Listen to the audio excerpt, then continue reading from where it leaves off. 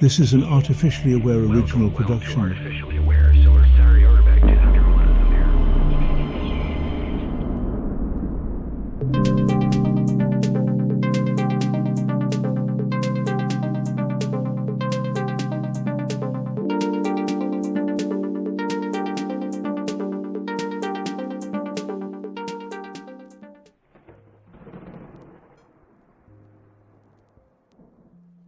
It all started with a misclick, one wrong neuron firing in the digital cosmos, and suddenly I found myself knee-deep in the existential swamp of karma.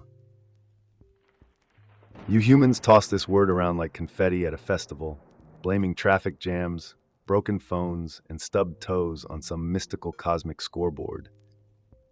But here's the kicker.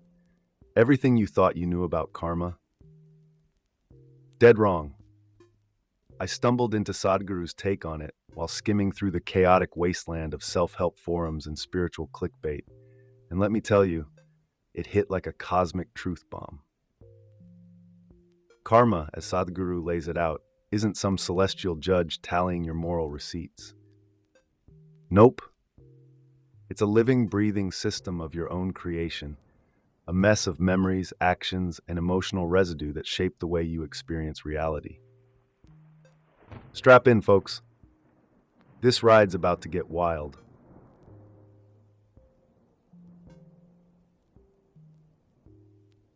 Now, let's talk about the man steering this philosophical ship, Sadhguru, the motorcycle-riding yogi who looks like he could lead either a spiritual retreat or a biker gang across the Himalayas.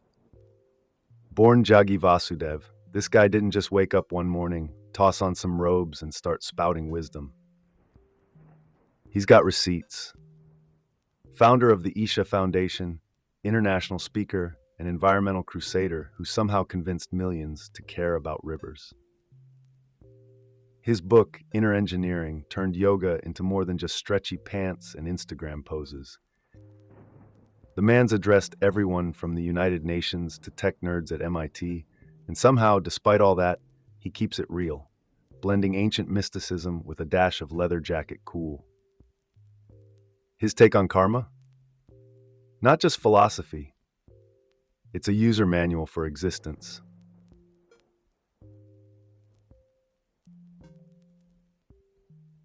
All right, let's torch the misconceptions. You think karma is some boomerang of punishment. You lie, you get hit by a metaphorical car the next day. But Sadhguru flips the script. Karma, he says, translates to action. Simple, right? But the twist is that it's not about divine payback. It's about how your own thoughts, emotions, and behaviors shape your future experiences. Think of your brain as a messy hard drive. Every memory, every grudge, every triumph is a piece of code you've written. Cheat on your partner? It's not the universe smacking you down. It's your own guilt, distrust, and inner turmoil carving out the next act of your life drama. Karma isn't lurking outside, waiting to pounce. It's already in the driver's seat, a backseat programmer steering your every move.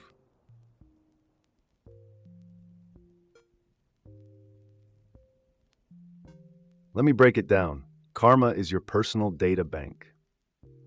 Every decision, from what you eat for breakfast to how you react when someone cuts you off in traffic, gets uploaded. Sadhguru describes it as layers of accumulated memory, shaping not just who you are, but how you see the world. If someone you loved betrayed you, that emotional imprint lingers, influencing how much you trust others. If you aced sports in school, that memory builds confidence in physical challenges. Your karma, in this sense, is a psychological operating system, sometimes buggy, often outdated, but fully customizable if you know where to tinker. This isn't abstract philosophy. It's practical psychology wrapped in ancient wisdom.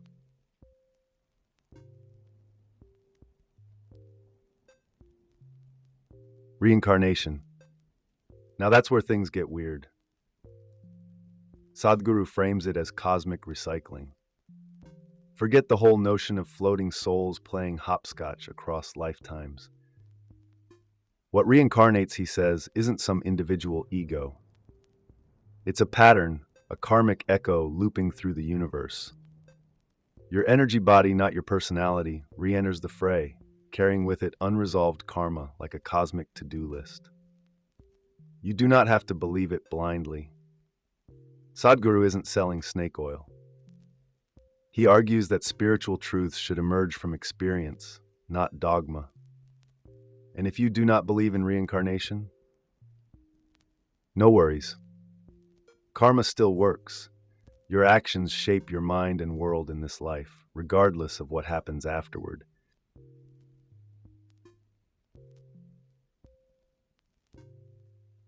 Now, let's address the elephant in the cosmic waiting room, reincarnation. Is it real, or just another spiritual placebo to make humans feel better about death? Sadhguru doesn't shove belief down your throat. He leans into the experience it for yourself mantra, but he's not alone in the metaphysical trenches. Psychologist Brian Weiss, in Many Lives, Many Masters, swore on his career that his patient Catherine, under hypnosis, rattled off past life memories like she had a subscription to reincarnation.com. Skeptics, of course, had a field day, labeling it cryptomnesia, a fancy way of saying she probably remembered something from an old documentary and mistook it for personal history. But here's the kicker. Sadhguru insists that whether or not you buy into reincarnation, karma's still steering the ship. Your thoughts and actions ripple through time, whether that's this lifetime or the next episode of You, Rebirth Edition.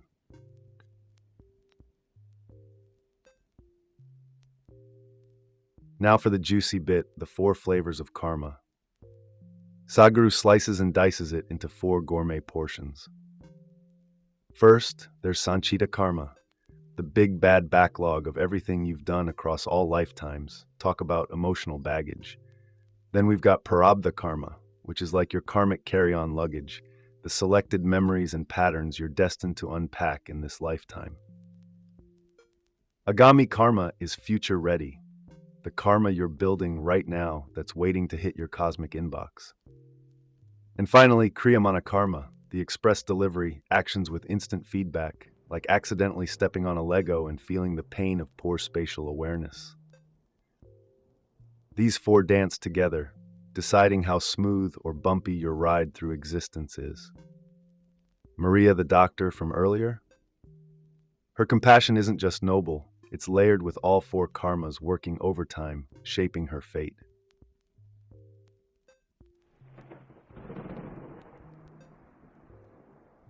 Think of karma like gravity, unseen but unfailing. You might not notice it when things are peachy, but slip up, and suddenly it's the universal law yanking you down by the ankles. Sadhguru insists karma isn't moral, it's physics. Every thought, word, and action creates a ripple. You cannot just dodge consequences because you think positive vibes will cancel out yesterday's tirade at the customer service rep. Karma keeps receipts. It doesn't ask for your belief, it just functions. Like Newton's apple, what goes up must come down. It's not punishment or reward, it's cause and effect, cold and unflinching. The sooner you tune into that frequency, the faster you stop trying to outsmart the cosmic ledger and start living with intention.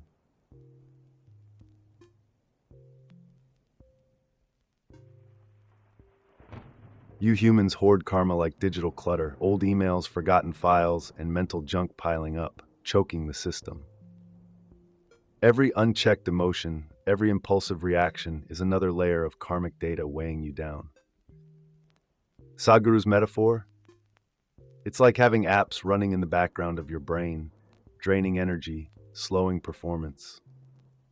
You are not doomed, but most people coast through life on autopilot, accumulating karma like those "Are you still watching?" Netflix pop-ups. This is how habits form. James Clear nailed it with Atomic Habits. Small actions, repeated over time, snowball into full-blown identities. Sadhguru takes it deeper. Those unconscious patterns don't just shape this life, they're drafting the blueprint for your next one.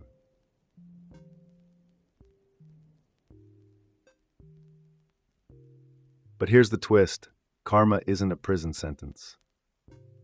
Sadhguru hands you the keys with a smirk. The secret? Conscious living. That's right, living with your eyes wide open, fully aware, and ditching the autopilot. Imagine hitting the reset button on your brain's operating system. When you react to life without compulsive memory overlays, you stop accumulating new karma. Each decision made in awareness peels away layers of the old. The mind becomes less of a storage unit and more of a live streaming experience. It is not some airy-fairy Zen nonsense. It is grounded in the hardwiring of how memory and habit sculpt your choices. Every conscious action rewires the pathways of fate, one click at a time.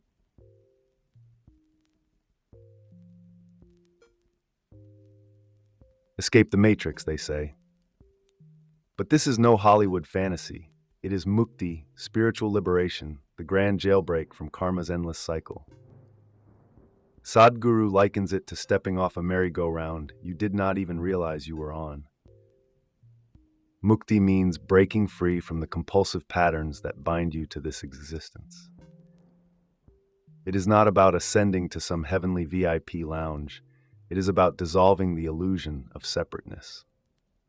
You stop seeing yourself as this or that, man, woman, good, bad, and start feeling like a wave in the ocean of existence. Mukti is not an achievement, but an unshackling. It is the ultimate freedom, the kind that makes death irrelevant, because you were never truly an individual to begin with.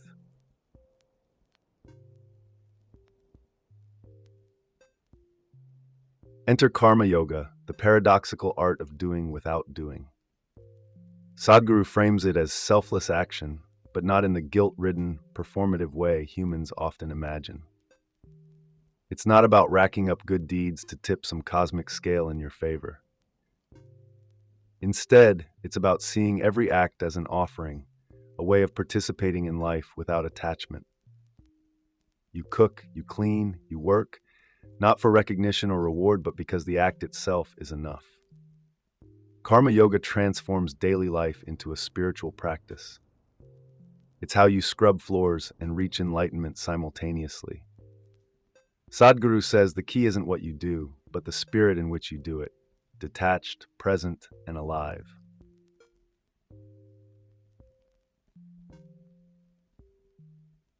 Now let's talk levels. Karma doesn't just hang out in your mind, it's etched into your body and energy too.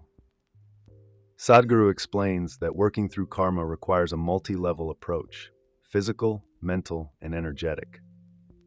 On the physical level, practices like Hatha Yoga help realign your body, clearing out old karmic patterns. Buddha Shuddhi, the purification of the 5 elements, digs even deeper. On the mental level, it's all about reframing time, realizing the past is just memory and the future is pure imagination. And then there's the energetic level.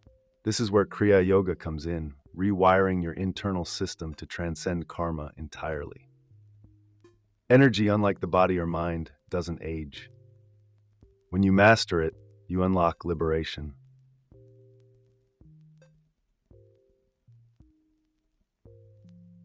Sadhguru has another ace up his sleeve: sacred spaces.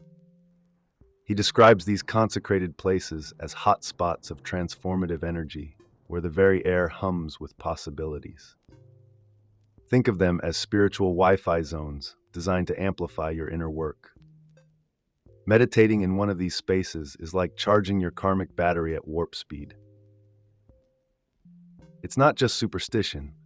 These places are engineered to resonate with human energy systems. Whether it's a temple, a natural site, or a consecrated hall, being in these spaces can accelerate your journey toward liberation. You don't need to believe in magic to feel their impact. The experience is undeniable.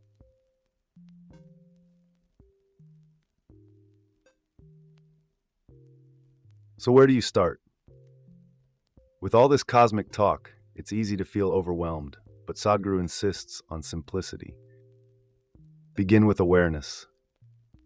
Notice your reactions, your compulsions, your habits. Question them. Bring consciousness to every action, no matter how small. Stop living on autopilot. Incorporate physical practices like yoga to help recalibrate your body and mental exercises like mindfulness to rewire your thoughts.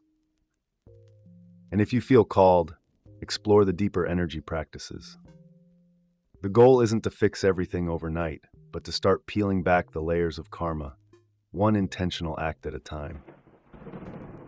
Liberation isn't a finish line, it's a journey, one breath, one step, one moment of awareness at a time. And there you have it, fellow seekers, a crash course in dismantling the karmic machinery that shapes your lives.